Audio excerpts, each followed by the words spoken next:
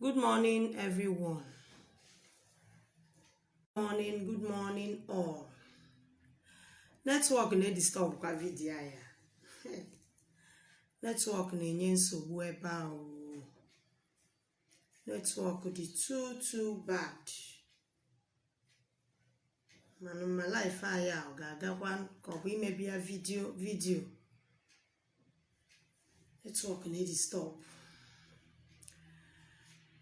Ekoma no ndị Ekoma no ụmụ ọdịnala. Ekoma no ndị gboo Igbo. Ama m na unu bọlụchi tata nke ọma. Ama m na unu tetele ọfụma ye.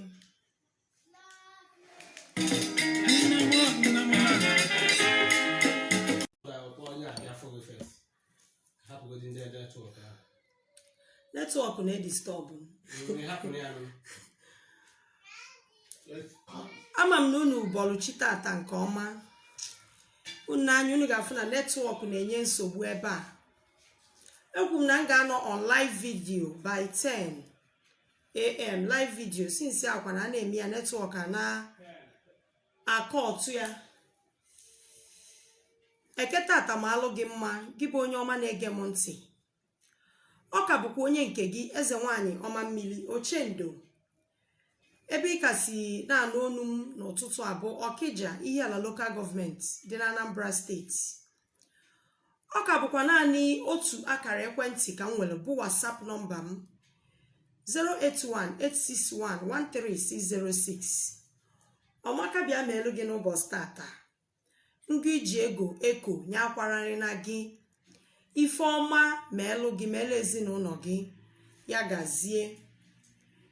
Ekwu m na m ga-anọ live in case onye nwere question onwe ajụjụ nwere banyelu all my teachings. Nkuzi ndị nkuzi bụ onwe ajụjụ nwere feel free ịdị free ịjụ m ajụjụ gị. I will answer you your question to the best of my knowledge. Aga m aza gị ajụjụ gị anwa otu m maara. Ya dịrị gị mma tata bụ ụbọchị ahịa eke ọmaka meelu gị gị bụ onye gboo gị bụ onye ọma gelụ m ntị ya gazielu gị. Achọrọ m ka m na-ekwutu obere okwu were na-eche ajụjụ gị. Aga m anọ na life a nwa nkenke oge na-atụfughị mgbe n'ihi na o nwere ndị nọsi na-eche m. Aga m anọ life a nwa obere oge onwe ajụjụ nwere dị free ịjụ m ajụjụ gị aga m aza gị ya. Achọrọ m ikwu okwu n'ihe dị na ịchụ àjà ka m na-ekwute obere okwu a were na-eche ya bụ ajụjụ ị nwere ike ịjụ m. Ihe dị na ịchụ àjà sacrifice n'ọnụ ndị oyibo. Ịchụ àjà kedu ife bụ ịchụ àjà gịnị? Netwọk nke ahụ. So dịka m na-akọwalụ gị na mbụ, ịchụ àjà ọ ya bụ okwu m chọrọ ị na-ekwutu tupu iwetebe ajụjụ gị. Ịchụ àjà bụ emume anyị na-eme dịka ndị ọdịnala Igbo. Ịchụ àjà bụ ihe anyị na-eme otu anyị si ekpere mmụọ anyị dị iche iche. Otu anyị si efe mmụọ ndị dị ịchụ àjà bụ usoro anyị ji efe mmụọ ndị anyị na-efe n'ọdịnala. Ịchụ àjà bụ usoro anyị ji anata iru ọma. Ujunwa Patrick, good morning nne. Ama m na ede mma. Dịka m si wee gwa gị agwara m gị na question and answer ka m nọ. Onwe ajụjụ nwere ịjụọ m. Mana tupu na-eche ajụjụ anwa, tupu ị na-eweta ya bụ ajụjụ gị, aga m na-alụtụ aka n'ụfọdụ ihe ebe a were na-eche ya bụ ajụjụ. M ga-anọ nwa nkenke oge na live video ma bụ usoro anyị ji agọ mmụọ. Àjà bụ ihe anyị na-achụnyere mmụọ bụ ihe anyị na-erunyere mmụọ iji wee nata iru ọma n'aka mmụọ ndị dị iche iche anyị na-efe. Ọ bụ ihe ndị anyị na-enye mmụọ dịka onye ọdịnala anyị nwere nkwenye na anyị na-achụrụ mmụọ àjà, anyị na-erunyelu mmụọ àjà iji wee natafe iru ọma. Ọ bụrụ na ị bụ onye ọdịnala o nwere ụdị ọnọdụ ị ga na-agabiga, o nwere ụdị nsogbu ị ga-anọ na ya. Okwu ka ị chụọrụ mmụọ àjà iji wee nata mmụọ iru ọma n'ihe ahụ ị na-ayọfa. Dịka m si wee gwa gị n'ọdịnala Igbo akara aka onye dị iche iche. ọ bụrụ mmadụ niile ka a na-emela ọgwụ, ọ bụrụ mmadụ niile ka a na-asị ka a gwọọla ya ọgwụ maọbụ ka ekechiela ya ọgwụ. O ji wee dị mkpa na tupu ị na-agwa onye ọbụla, tupu ị na-enye solution to anybody, ị ga-ebu ụzọ jụọ ese n'afa tie tụrụ afa ka ị ga-eji ma ihe ị ga-emere onye ahụ ọ dịrị ya mma. O nwere ụdịrị nsogbu ị ga-anọ na ya, otosi ka ị chụọlụ mmụọ aja. Enwere aja dị iche iche anyị na-achụ n'ọdịnala Igbo. Enwere aja dị iche iche anyị na-erunyelu mmụọ n'usoro ọdịnala Igbo. Enwere aja anyị na-akpọ aja ịnata iru ọma n'aka mmụọ. O nwere ife ya na-agabiga, iwere ihe ị nwelụ wee nye mmụọ anya na-ayọ mmụọ ka o melu gị ihe dị ntu a. Iwere ihe ndị ahụ ị nwere wee chụọ aja n'iru mmụọ. Ọ bụrụ onye na-achọ ọmụmụ dịka ọdịnala Igbo si wee dị, onye ga-achụnye aja ịnata iru ọma ya bụ n'aka akwari ọmụmụ ebe ahụ. So onye ahụ jee na-akwari ya, na-agwa gị kịta jee chụọ aja ịnata iru ọma, aja imepe afọ, aja ọmụmụ, aja afọ ga-agazi agazi. Tupu ị na-eje n'afa jụọ ese, malụ mmụọ dị iche iche na-anaghị oke, malụ mmụọ dị iche iche na-anaghị ihe. Okwuchi Queenslyn Uchechukwu, good morning nne, good morning to you, thank you so much, daalụ nne. Mike Sin Smart, ekenekwalụ gị, odogwu ka ịbụ, ya gazielu gị, ihe ọma mee. Dịka nsi wee gwa gị, anọ m live now, you can come with your questions. Kama na anụmanụ tụsi ụfọdụ ihe aka were na-eche that question inwelu. So biko na-ewe n'iwe, netwọk dị bad ebe a, ọ ya ka m ji emekali vidio, but at times otu a mpụtakwa live, netwọk na dị disturb ebe a na be anyị ebe a na Ọkịja ebe a m nọ. So ya bụ aja m na-agwa gị ntu a, ịchụọ ya ọ ga-enyelu gị aka ịnata iru ọma n'aka mmụọ. Tụ mkpa na ndụ onye ọdịnala. Onye nọ n'ọnọdụ, o nwere ọnọdụ ị ga na-agabiga, chụba ọnọdụ a na aja, chụpụba aja. Aja ahụ ị na-achụpụ ga-ebutelu gị mmepe ụzọ. Aja ahụ ị na-achụpụ ga-ewetalụ gị ihe ọma. Enwegasịrị mmụọ ndị dị iche iche n'ọdịnala Igbo a na-achụnyelu aja. O nwere nke a na-achụnyelu mmụọ eze enu, o nwere aja a na-achụnyelu Chukwu, chi okike, chukere ya. Dịka onye ọrụ ugbo n'ọdịnala Igbo, bifo ebido ịkọ ọrụ, enwere aja dị iche iche a na-achụ dịka ndị Igbo iji wee nata iru ọma, iji wee nata mmepe ụzọ n'aka mmụọ, iji wee mee ka ihe a kụrụ n'ubi too. Enwere aja a na-akpọ aja ọchụchụ.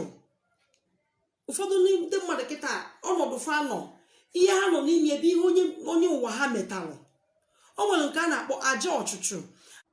Aja ọchụchụ a na-agwa gị kịta, ọ na-awa ọkụ wite ọfọ na ogu jọọ gị. Ọ bụrụ na onye afọ karịrị gị, mebi na ọka gị kpata ego, mana ihe o melugide njọ, dị njọ n'iru mmadụ, dị njọ n'iru ana, ị ga-achụrụ onye a ihe a na-akpọ aja ọchụchụ. Aja ọchụchụ a enwere ike ịpụ apụ ma ọ bụrụ na enwere ezigbote onye maara anya, na enwere ezigbote dibịa maara anya, nwere ike imebinwu ya. Aja ọchụchụ a nwere ike iso mmadụ from ụwa ya mbụ feta n'ụwa nke a. So n'ọbịa aja ọchụchụ a, Favor Dike Eunice, you look pretty this Eke Ọma morning. Eke Ọma nne Uchenna Eze Anọchie, nọnụri nne Eke Ọma nọ, ya gazie. Aja ọchụchụ a ụdị enwe mwepụ. Aja ọchụchụ nwere ike isoro mmadụ n'ụwa ya mbụ bịa ụwa nke a. Mana tupu ị na-achụnye aja ọchụchụ, ị ga-adị nchọ na iji ogu jidere onye ahụ ọfọ. Enwere ụzọ aja dị iche iche a na-achụ. O nwere onye ọnwụ ga-adị n'ụzọ ya, o nwere onye mmụọ ọnwụ ga na-esogharị, o nwere onye ọnwụ ga na-eso. Onye idie ka a chụọrọ onye ahụ aja ndị nwụrụ anwụ, ka ndị nwụrụ anwụ raa onye afọ aka, ka ndị nwụrụ anwụ ghasadebe onye ahụ, ka ndị nwụrụ anwụ mebidebe ihe onye ahụ na-eme. Ọnwa ya jụọ m ajụjụ kịta, enwero m afọ ọma, ọ sị m, eze nwaanyị ụtụtụ ọma, please how do someone knows if he or she has a call? Tupu ị mata na inwe call gị nwa na onwe gị, bifo afa n'ezi gị, bifo mmadụ a n'ezi gị na-akpọrọ gị ọkpụkpọ oku, on your own, ị ga-enotisi godu through your dreams, through the happenings, ihe ndị na-eme n'ime ndụ gị.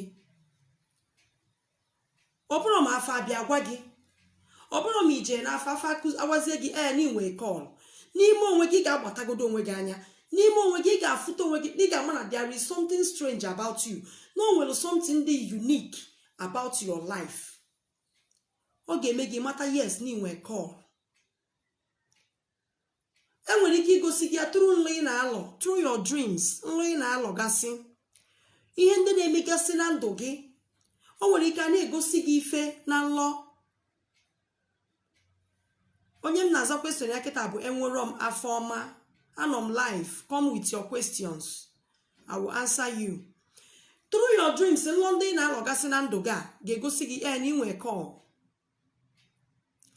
Through ihe ndị ị na-afụ na-eme gburugburu gị tupu ijezie n'afa afa akọwalụ gị yes true ị nwere call. So ka ị ga-esi ma na inwe call through your dreams and through afa consultation and the happenings around you. Thank you. Erica Gold asked him, what does it mean to collect egg in a dream? Egg bụ ezigbo ife, akwa nnukwute ihe ka ọ bụ. Onye nyere akwa n'ime mmụọ, akwa bụ mmụba, akwa bụ ọmụmụ.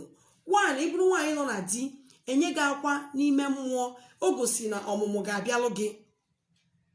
O gosi na ị ga-enwe increment in your business n'ihe ọbụla ị na-eme. So ịfụ akwa na nlọ na-enye gị akwa na nlọ, ọ bụ ezigbo ihe. Adaeze Ifelu nwa Okwuomosim, can agwụ make a whole family useless? Agwụ enetere anya, agwụ edoziri ọfụma nwere ike ịghasasị ezinụlọ. Ọ bụrụ na ngwulu agwụ dị, ọ bụrụ na ezinụlọ nwere agwụ, ezinụlọ mmụọ agwụ dị, ọ bụrụ na o nwere ike ọ bụ na nna ka edoziri agwụ anwa apụtazie kịta anụ nwere ike emebie na ya, emebie na ọfa agwụ a.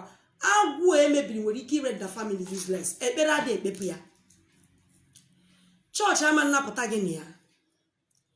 Agwụ nwere ike ime family onye jee n'elu o jee n'ala, onye gbagokata ọ na-agbatu, ife ebido na-aghasasị, onye na-achụta ego ọ na-agbalị, agwụ ga-eme ya. Favor Dike Eunice, I dream where a man gave me 500 and asked me to call him by 7 and I wake up. What do that mean? It's an ilon ebe nwoke nyelu gị 500 naira. You might have a spiritual spouse. You nwere ike inwe spiritual husband. Consult Afa to know. Consult Afa ka ịmalụ why nwoke ji wenye gị 500 naira. Ego ka ọ bụ, ọ ihe ọma. Sị gị kpọọ ya by 7, ọ ihe ọma ka ọ bụ. Ịghọtago, you can perform a ritual. Ị nwere ike ime aja.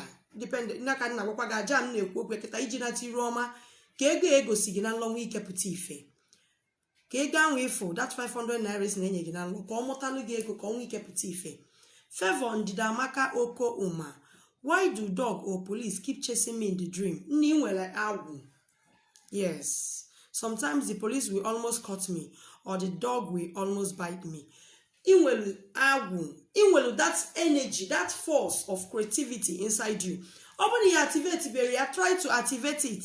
Inwelu mmụọ agwụ, police na-achụga ọsọ na nlọ, ọ nkịta na-achụghalị gị na nlọ. O shoro na inwelu that agwụ, inwelu spirit of agwụ n'ime gị. Inwelu that energy, that creativity energy, that spirit, I create things. Ime ife ka ọ bịa na mmezu, ikwu okwu ọnụ ka ọ bịa na mmezu. Ime ihe, idozi ife, mmụọ agwụ anwa nọ n'ime gị. Ọ ya bụ ihe ahụ ị na-afụ polisi ahụ na-achụgharị gị na nlọ maọbụ nkịta anwa na-achụgharị gị na nlọ. Ọ ihe nlọ ga anwa na-egosi. Ịgba afa ga-akọwalụ gị ọfụma. Ịgba afa ị ga-enweta the clue ọfụma and how to go about it. Thank you so much. Jennifer Okeke, good morning. You are looking beautiful. Thank you so much, Jennifer Okeke. Daalụ nne, ya gazielu gị. Like I said, I'm on live video. Life I'm gonna ya one kenke oge. Ndị mmadụ na-eche m now. Anara m ha permission before because na life etinyego m na ngano ya. If you have your questions, you can ask me. Ọnwa ajụjụ nwere ife na-agbagwoju gị anya n'ọdịnala na omenala Igbo and the teaching ndị nkuzibu o video ka na-eme ka Duto network na-enye m nsogbu ebe a m nọ. So onwe teaching ndị nkuzibu na nlọ ka na-agbagwoju gị anya, you can nkuzibulu gị na video ka na-agbagwoju gị anya, you can come now and ask me. I will answer you to the best of my knowledge. Adaeze Ifelu nwa Okwuomosim, I keep seeing my late father in my dreams. Ọ bịalụ for a purpose. Your late father mpagi ngwolanwụ ị na-afụ ya na nlọ. o nwere ihe ọ na-agwa gị na nlọ, o nwere ihe ọ na-achọ ka ị mata na nlọ. That's your late father. If ya na nlọ ndị ichie n'ọdịnala Igbo asị na onye fụrụ nna ya fụrụ ndị mbụ, onye fụrụ nna ya fụrụ ndị ichie. So o nwere a message mpa gị na-abịa deliver to you. Solomon Egbunem n'ike, as a why I'm seeing myself in a dream, a lady give me money always. What did you mean? You must have inwe spiritual sports. Biko bụ na ịjụọ m ajụjụ na ma answer, biko repeat that question. Adị m enwetasị onwe ike ọ pụọ before m na-ajụ gị. O nwere ike ọ bụ na inwe spiritual wife, chọlụ ka ị notice ya, chọlụ ka ị appease ya. Ị nwere ike inwe spiritual wife, chọlụ na ihe ọ na-egosi gị ihe atụ dream ka ị marụkwa na ya nọ n'ọkwado gị na ya nọ n'ụwa mbụ iwepụta ụwa nka, mana ịpụtazi wee gbakọta ya azụ n'ọya nwa ka ya wee sizie ntu a napụta na nlọ na-egosi gị onwe ya. So try and go to Afa. Ị nwere ike inwe spiritual wife. Thank you. Osim Queen Okuchi Queensley, Queen Mother, I was in a dream last night. I was unpacking all kind of provisions. Besides, where I packed it, I saw a ripe banga bono aku. I started packing it. I was calling my younger sister to bring bag. Oh, ihe ọma ka ọ bụ. In a pack all kind of provisions. Oh, ihe ọma ka dị n'iru ga-eme eme. Oh, ife ọma ka ga-abịalụ gị. Ezigbo ife ka ga-abịa n'ụzọ gị. Ọganiru ị ka ga-enweta. Ihe ọma ka ga-abịa n'ụzọ gị. In a pack provision is a good thing. Oh, ihe ọma ka ọ bụ ịpack provision. Ihe ọma ka ọ bụ. Ihe ọma na-ekpe ile ọma, wele ọjị na-aga ọfọ, wele nzu, wele edo na-ayọ mmụọ ka ihe ọma ndị ahụ ifuru nwee ike pụtalụ gị ife. But I have a dream is a white man. Also, Favor Ndidamaka Oko. A man keeps paying me huge amounts of money just to sleep with him. But I had a dream. He's a white man. He gave me $1 in the dream to sleep with me, but I refused and run away. Consult Afa Nne Favor Ndidamaka. In nwere ike inwe spiritual spouse. Inwe spiritual husband. Yes. Ọ ga-abụ ya.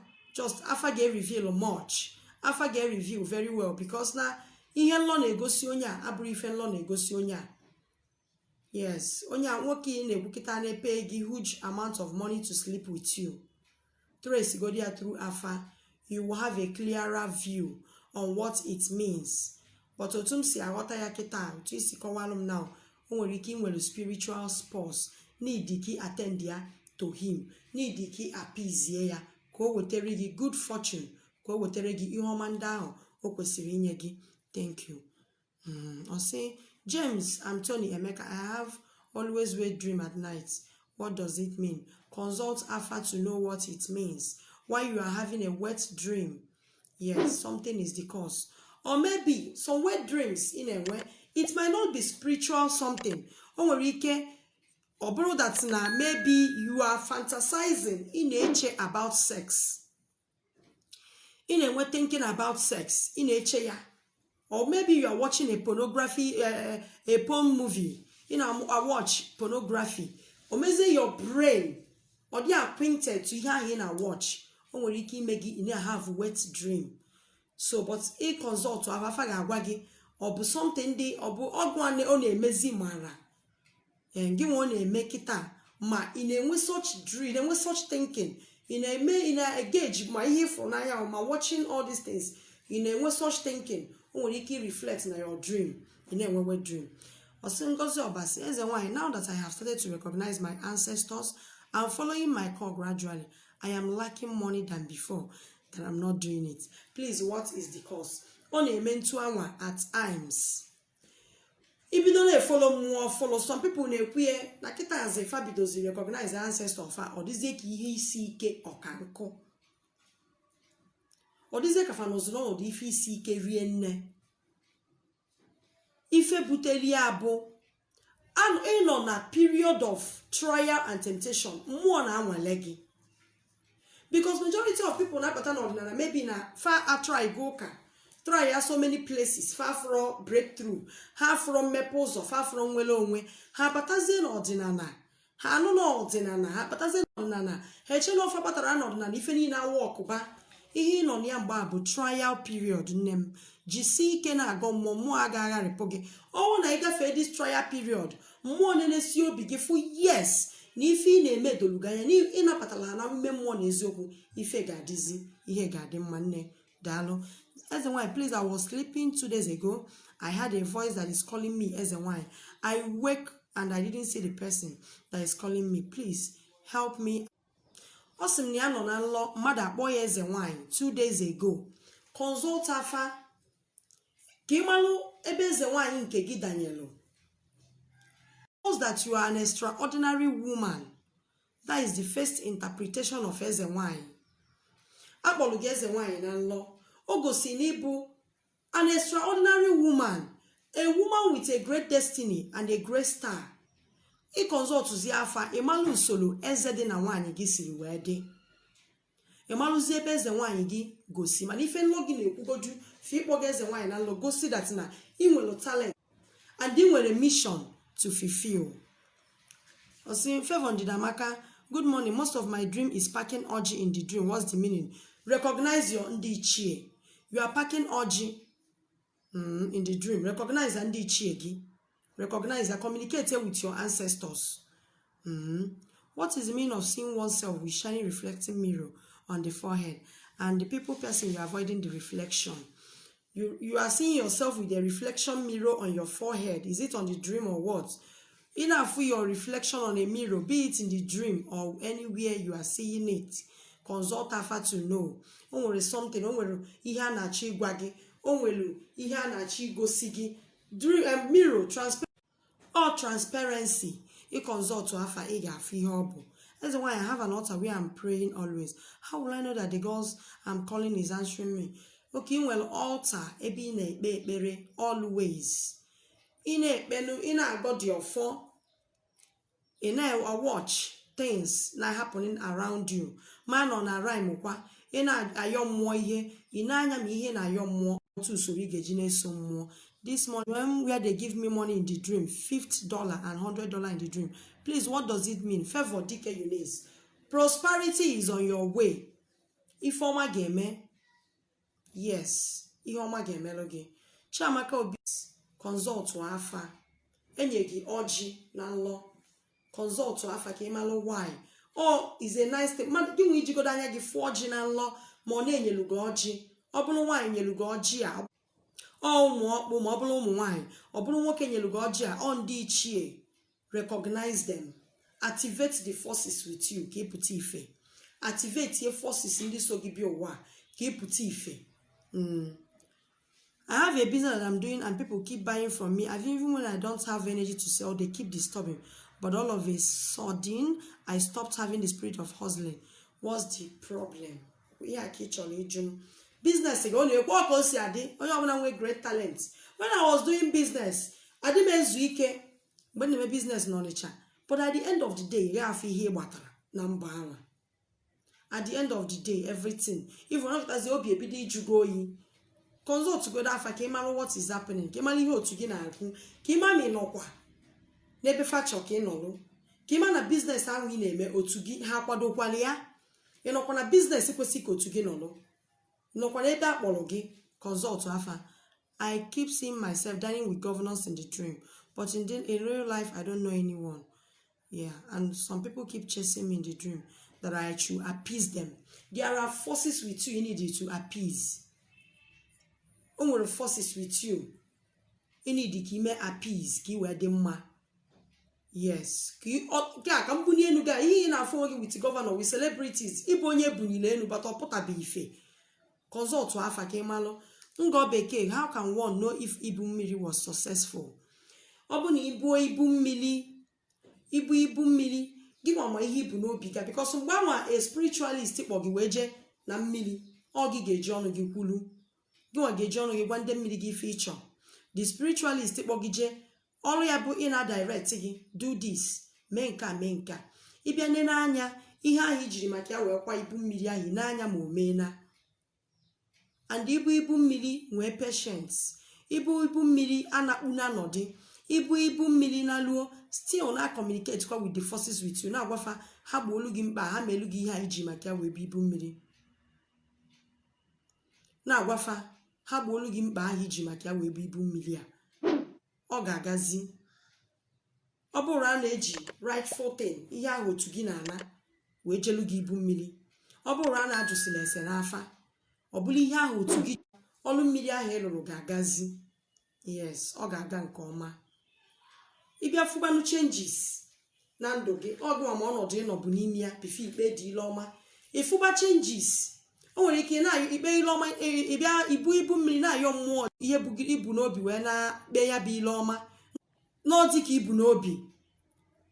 Watch ya ihe ga na-eme, mmụọ ga-ebu ụzọ na-ekili ya obstacles. Inwe ike di aha bịabero in 2 weeks, 1 month, 2 months ifubero di ya, mmụọ eburu ụzọ na-ekili ya godu obstacles ga-egbochi ịnụ di gị ahụ. But at the end of the day, ị ga-afụkwa ị ga-anụ di ahụ. I dreamt I was shown in the television. They gave birth to me. Inwe water connection, inwe river connection. You are from the river. Consult afọ ka inwe ike connect ya with ndị otu gị. Ọ bụrụ na ị connect with ndị otu gị, ga-ahịara gị ahụ ga-esi ike. Akala ugo gị aga apụta, akala ugo gị aga achawa, ihe ọma gị aga apụta ife.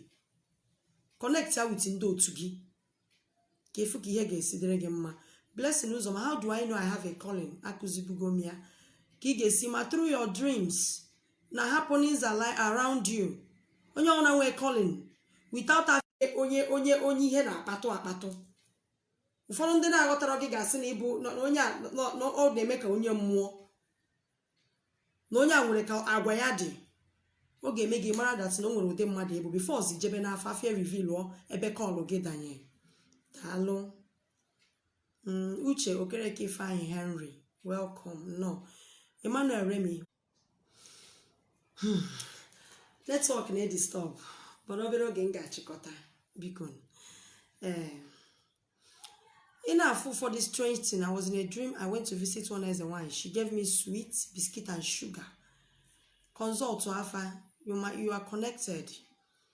Onwere forces around you. You need to activate. Keep it. Jennifer, okay, can go and na agwa. Consult to Kanafa. Kemalonyi ibu n'ime mmụọ. Ibu inwere a divine destiny. Inwere a divine call.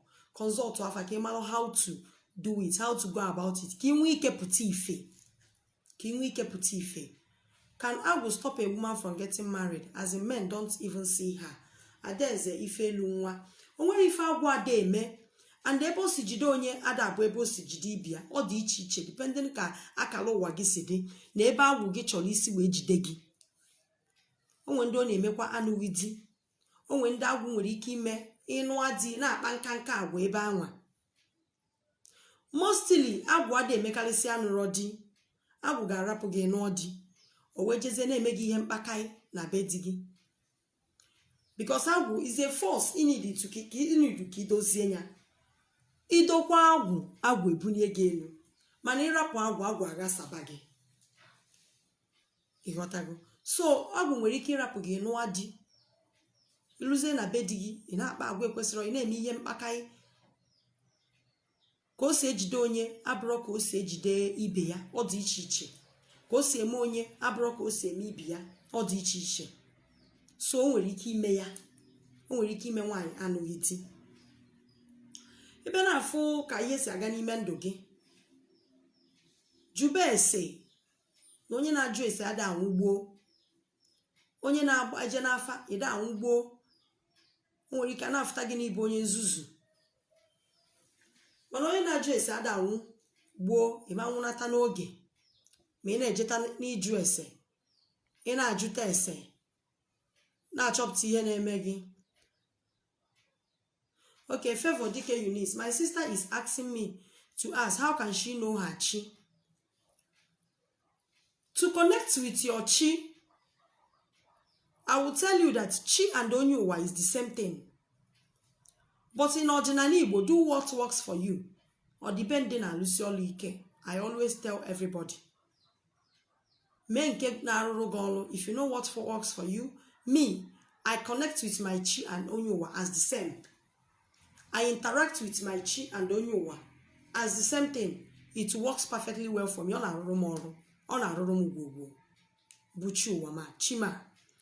So ima chigi first.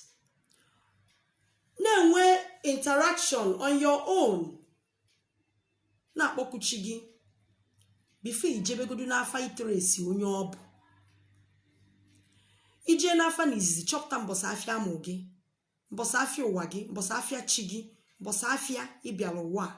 Welu mbọsị afịa afọ na-aga ọfọ, welu mbọsị afịa afọ na-aga ọfọ ọma n'isi gị, welu mbọsị afịa ahụ na-ekwubi okwu ọma n'isi gị. Gwa chi gị ya reveal onwe ya ya reveal olugo onwe ya. Ọ bụ na ime ihe a for some time ị gaa n'afa jụọ ese, afa ga-reveal ya, afa ga-agwa gị onye ahụ bụ chi gị. Ọ usoro a ka ị ga-esi wee trace chi gị. Favor Njidamaka, I was in a dream, child. I was in a dream with my girlfriend. She tied white clothes and she was telling me that they called her as a wife. And I was telling her same thing. I showed her my hand and I have some call. Favor Njidamaka Oko, you have a great destiny. You have a call. Consult to see Alpha. Or even if you don't want to trace it through Alpha, bidogodu use Nzu and they do. Use Oji. Na akpoku mbosa afia ha amuru gi welie na akpoku mmụọ, welie na aga ofo sefa mepe ganya fa gosi gi ka ịchọpụta ebe akara aka gị dị, ka ịchọpụta ebe esi kpọ gị ọlụ. My auntie, I was in my dream and I saw a big python and people around me was afraid. The python, but one voice told them that they should be afraid. They should, I think you want to write, they should not be afraid. And I told them also they should be afraid. They shouldn't be a python. One thing I know about python, whenever you see python in your dream, or two things. Maybe you are connected to the river, or you are connected to the Ane, goddess. Or python can use Wele Josie, Ane. Is a female deity, Ane, goddess. Only use python. Maybe even one, money even 1 million. That is why you see that big python. And whenever you see python, obiara for a message, obiara for onwere ihe oji maka abia, onwere ihe ọ chọrọ ịgwa gị, onwere ihe ọ chọrọ ịkọwala gị. Ọ ya ka iji wee fụ python. Cheta na onye kana n'onu ya bụ eze nwanyị ọma mmiri Ochendo. Ebe isi na n'onu mba Ọkịja, ihe ala local government na Anambra State ka ọ dị. Naanị otu akara ekwentị ka nka nwere na WhatsApp 08186113606. Biko na-eshare alụ video m, ọmaka meele gị ya dịrị gị na mma. Osim Uchenna Ezanochi, I have a terrible dream of a river that is covered with a plant called Iyi Erioba. The river surrounded me but did not cover me as I was shouting for help, which I did not get. I saw a very big fierce looking lion rolling and coming my way. I was pleading with the girl that was coming with the lion not to kill me. Fire of different colors was coming out. Yeah, was coming out from the girl's eyes. I kept on shouting. You are called for you to see a lion. For you to see a lion in the dream. It will a great destiny. If follow Miri with Iyi Erioba, it shows that you are undefeatable. You cannot be defeated. It will a great destiny. If lion, if on go sigibu, ni welo. A mission, on a mission to fulfill. It will a great mission ahead of you. It will all di ke ikagalu niru. It will all di omimi igalu niru. Or if a loga na gwagi. Forgive me, Jack, why again about where for ago na law or a mighty something. And if you don't give I must tell you, you have a river connection. Trace it. Nya, you pass your Monday in a fano. Monday bakutelugi. Ago bisiskio. Naya gazelugo dogu dalo. Jikwasia Monday bakutelugi. Jikwasia Monday no gina run Monday sogi ke puti ife. That's your mission ki and accomplish here. Chibuzo Patrick. I want to know if is there must to break cola after praying with it. All depend. Don't worry, oji go. Etu foli ammo no ogbe. Depending on if you na young mo. Onwe oji go. Etu fo ya no ogbe. Won oji go. Iwo oji awa. Iwele okegi. Gibo nye wala oji ewele okegi. ọwụ na ịbụ nwaanyị ịnọlụ gọba ikwu kpebe ekpele gị n'ọjị gọba ọfọ gị n'ọjị gọsịa nwoke nọlụ gị n'akụkụ inye ọjị ka ọ waalụ gị. ịbụrụ nwaanyị anọ na anya nwoke awa ọjị ọ dịrọ mma. mana ịbụrụ nwoke you are free ịgosi ọjị wụọ ọjị gị. ịbụrụ nwaanyị iwere ọjị gị ọ gị ma ife dị gị n'obi ị chọrọ ihe mmụọ gị na fanọ ịkpọkuo mmụọ gị yọọ ha ihe onwezie nwoke nọ gị n'akụkụ inye ọjị ọ waalụ gị ọjị. ọbụna nke ntọntọ nọ ebe ahụ, ọbụna nke na-egbu igbe nọ ebe ahụ, n'ọnwa na-egbu igbe nọ ebe ahụ ịnọ wa ọjị. sọkwa ya bụrụ nke na-adọ ọdụ mana ọkpọ gị nwoke ọ nwoke ka ọ bụ iwere aka ibisa n'efere ọjị gị a iwere aka imetụ n'ọjị gị before anything ị na-eme n'ọjị. mana ọ bụ na nwoke ị ga-awa ọjị gị. Please, can a woman use ọjị to prayer? If you what will you do with the ọjị after prayer? Nwaanyị ga-eji ọjị gị ọfọ. Jennifer Okike nke ka m na-agwa ị ga-eji ọjị kpọkwuo ezumezu gị na fanọ tụọ m nọ nchọrọ inye chi m ndị mmiri m agwụ m mmụọ ndị na-ebe a ugwu mmiri ụlọ asị ndị na-ebe a ngenede m nchi inyefe oke m eji ọjị kọịrị ha mkpa m kọịrị ha ihe m na-ayọ ha. m ga-eji ọjị ọnwaanyị ka m bụ m ga-eji ọjị kọọlụ ha na-ekwe ka m si eje na ka m si ana na ihe nchọkụ unu m elu m nchọbazie di m ọwaalụ m ọjị mkpebe ekpele mkpesịa gọba ọfọ m gwacha ha ihe nchọ ka ha meelụ m ngwazie di m waalụ m ọjị a. ọbụna di m anọrọkwana nso diọkpara m ọ dị 5 years mkpọbịa ya bịa ọbịa owere ọjị gbawalụ m. ọkwa nna m afọrọ ndị a niile na ha anọrọ ya na di m anọrọ ya ụmụ m anọrọ ya ụmụ m ndị nwoke anọrọ ya awa m ọjị nye mmụọ m na faso. daalụ. Most of the time I was doing where water is chasing me. Favor Ndidamaka, water is chasing you. I run to it. We chase me to them even if I enter my house. Connect to your water people. Connect here with otu gị ndị nọ na mmiri. Nke a ha na-achụgharịzi gị na nlọkịta ebido gị ịgbago ụgwọ.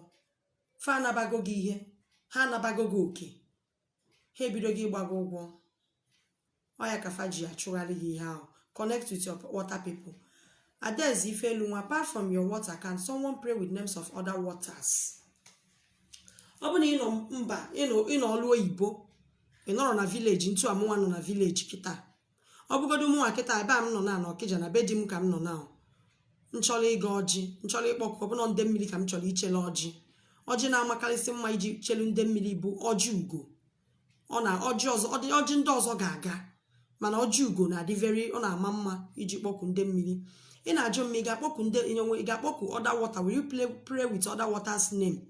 Yes, otu a m nọ kịta ama m na n'ụlọ asị ka m ji eje ebe a m nọ n'Ọkịja ebe a na ụlọ asị ka m na-ebukarị aja m ga-akpọkụ mmiri be nna m. Anọzi m ọdụkwa ịnọ na mba na m ga-akpọkụ mmiri be nna m n'Uturu Abia steeti. Mkpọkuo ihiku mmiri m si na ya wee bịa ụwa mkpọkuo ya mkpọkuo ụlọ asị agbata di na nwunye na-arụrụ m ọrụ n'Ọkịja. Ọ na-arụrụ m ọrụ ọ da anụ onu m kwụrụ ọ ya bụ mmiri na-aza m oku kwamkwam. Mkpọkuo agbata mkpọkuo ngene ikwu nne m n'Enugwu Agidi ebe ikwu nne m dị ọ mmiri ndị mgbasịrị mmiri ndị m busiri mmiri ndị m na fa mmiri ndị ị nwere ike ịkpọkwụsị mmiri na-emelu gị ife mmiri gbakwutelu gị ị ga-akpọkụ ọbụrụ sọ n'ofu mmiri ọbụrụ sọ nọ mmiri ụwa gị ka ị ga na-akpọkụ ma ị na-ekpe ile ọma na ndị mmiri ọbụrụ sọ nọ mmiri ụwa gị mmiri ikwu nne gị gbakwutelu gị ị ga-akpọkụ ya mmiri be nna gị mmiri ọbụla na mmiri ahụ ị nọ na ya ị nọ n'ọrụ oyibo ọbụla na River Niger kpọkuo River Niger ị nọ na ya wee si through River Niger connect ya with mmiri ndị gbalụ gị gburugburu. Daalụ. What does it mean if you keep seeing masquerade in the dream? Cross Ekene. If you are seeing masquerade in the dream, trace mi nwere agwụ. Trace godu mi nwere agwụ. Agwụ na-ejibe masquerade ejekwa, ọ na-ejikwe nkịta, ọ na-eji ma police. Ka o si eme onye, abụrụ ka o si eme ibia, gosi na akara aka dị iche iche. Trace godu mi nwere agwụ, ma spirit of agwụ oso gị, ma mmụọ agwụ ọ na-enye gị nsogbu. Agwụ ọ chọrọ ka ịhazie ya. Cheta na agwụ na-enye gị nsogbu ịhaziri agwụ ga-ahazi gị nwa. Ọ bụrụ na inyere agwụ ọnọdụ, agwụ ga-ebido ịghasa gị, agwụ ga-ebido ibu gị agha, agwụ ga-ebido ịkwasasịrị gị ife ọwụna bụ ife ị na-eme. A ga-afụ na agwụ ga na-aghasa ya nghasa. So ọ dị vital ọfụma.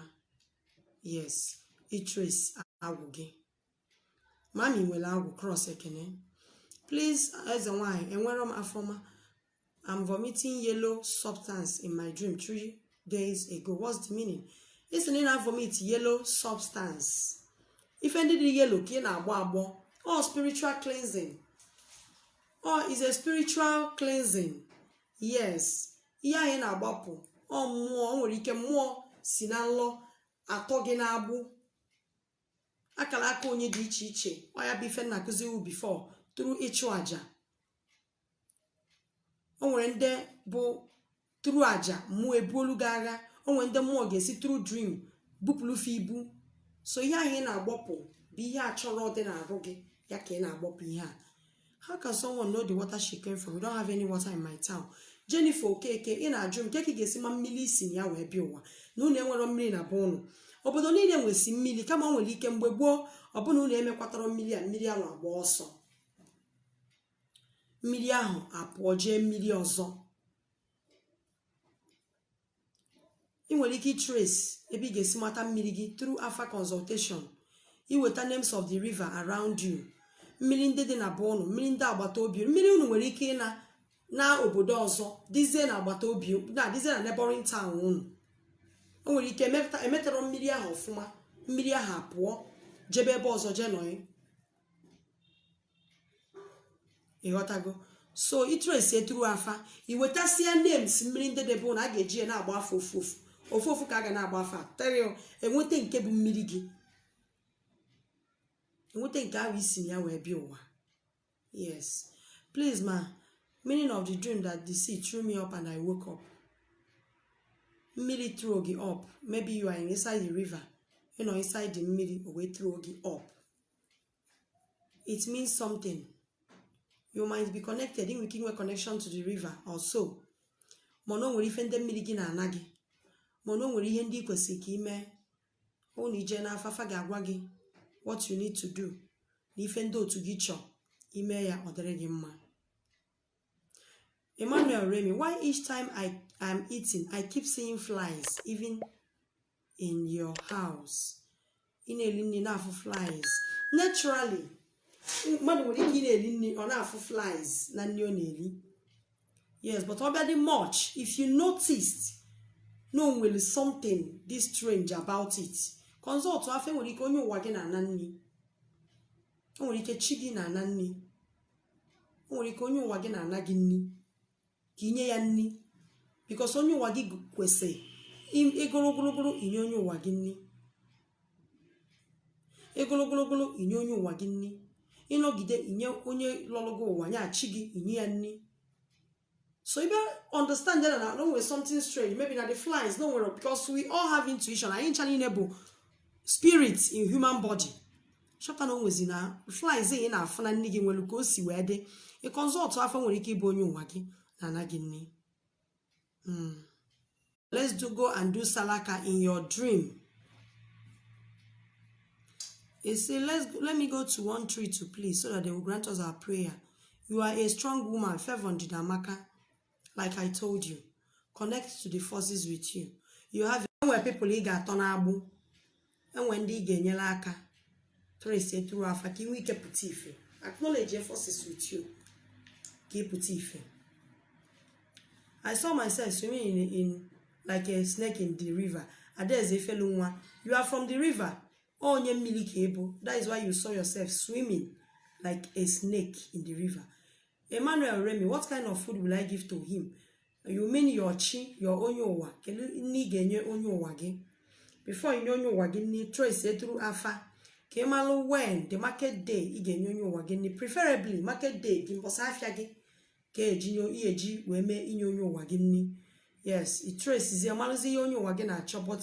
Ihan enyekali onyowa buji. Yes, G keji kali esinyo onyowa. G.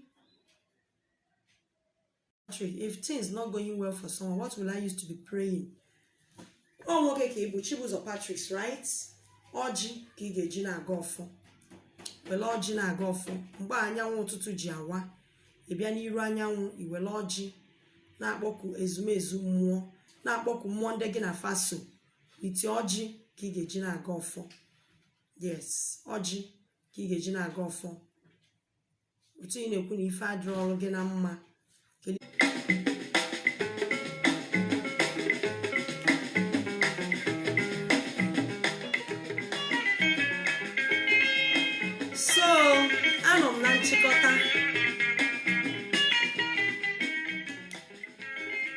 nchịkọta ka m na-achọ ịchịkọta kịta. I'm seeing myself delivering people in my dream. Solomon egbune m n'ike. Ifụlụ onwe gị ebe ị na-anapụta ndị mmadụ na nlọ, dozie agwụ gị ka ịtọ ndị kwesịrị ịtọ n'agbụ. Dozie agwụ gị ka ị deliver ndị kwesịrị ideliver, ka ịtọ ndị kwesịrị ịtọ. Dozie agwụ gị. Ada agbatị ya n'ọsọ. Onye ọ na-nwere agwụ enweghị agwụ, ide agbụ ya n'ọsọ, ịgbagide sọ ịgbalụ obodo oyibo. So nchịkọta ka m na-achọ ịchịkọta kịta. Biko ọ bụrụ na m asapụrụ ajụjụ gị, m ga-abịakwa live ma adịa m na WhatsApp 081-861-13606. Ọ ka bụ onye nke gị, eze nwanyị ọma mmiri, onye na local gọọmenti dị na Anambra steeti ka isi wee na-anụ olu m. Ya gazie elu gị, gị bụ onye ọma gelụ m ntị. Biko ọ bụrụ na ị nweta live ma na-eshi alụ vidiyo m, ọmaka ma elu gị shia, ọ gazie elu gị. Tata bụ eke, kete ihe ọma, ngwa iji eko ya kwanarị na gị. Ọ gazie elu gị n'ụbọchị taa. Anyị ga-afụkwa n'oge ọzọ.